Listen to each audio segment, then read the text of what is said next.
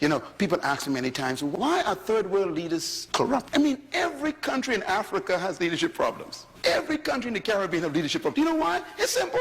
I figured it out. It's very simple. Why are there so many lack of great leaders in your country among black African people? Or even Mexicans, the Asian people?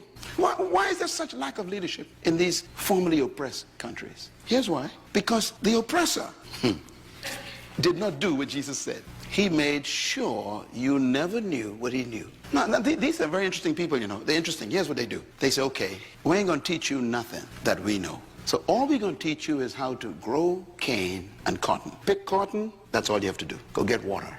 That's it.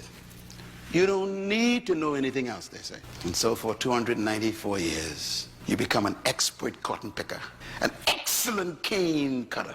But the problem is, he doesn't teach you how to make the cane into sugar. He doesn't teach you how to turn the cotton into cloth. He keeps that to himself. After a while, you become unruly because you multiply. And so you tell him, there's more of us than you. We're going to kill you if you don't let us go. So he does something very simple. Every single situation is the same. He said, okay, I don't want to fight you. I don't want to fight you. Tell you what, you could have the cotton field and you could have the cane because I don't want to fight you. I'm gone. And he leaves. So here you are. You call yourself free now because you got a cotton field and a cane.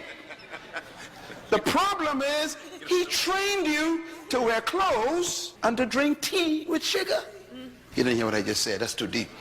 He conditioned you to wear his clothes and to drink tea with sugar. And he leaves you with a sugarcane field and a lot of cotton.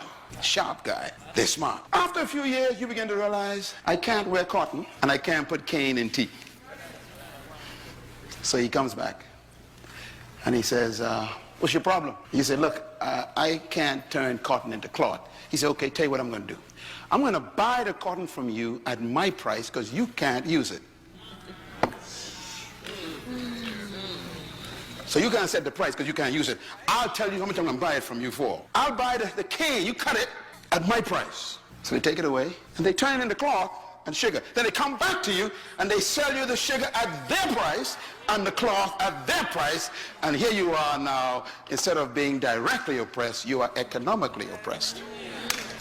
They didn't train you to be producers. And now you thought you were free. So the kind of seminars I have is the seminars to help you learn how to make sugar. The kind of work I do is to teach you how to turn cotton into cloth. So that you become free to get your farms back and know how to convert cotton into cloth. And instead of just being consumers, you become producers. This is leadership. So what they do is they don't teach you how to lead. They don't teach you how to operate anything. And then when they leave you, they say, take charge. So here's the African guy in Ghana, you know, the British is gone, and they never teach him how to be a leader like them, and he got power, he got all this country, he got this, but he ain't got no training. And so we have a slave wearing a crown. Woe to the land when a slave becomes king. Words of Solomon. Now what I think is unfair is that they come back later and say, see, you can't rule. I told you, you ain't born to rule. Look how you messed up your country. Corruption, abuse, you know, and this. And what they don't know is that they are the blame. They never trained me. You don't understand what I'm talking about. How can you set me up to fail and then tell me I failed? Oh, come on, clap. You get what I'm talking about. We got to get this right. You don't prepare me for failure and then say, I failed. I blame you for my failure because you never trained me to be a leader. It is enough for the teacher to make the student just like him. I guess you could say, my conclusion is, and I say this to all the governments I work with, the failure of third world countries is evidence of the failure of the colonial powers. They must take the blame. And that's why I am traveling every week to a third world country, sitting with parliaments and congresses and heads of state, and I lock them up for 3 days. Why? I got to correct what those leaders never did.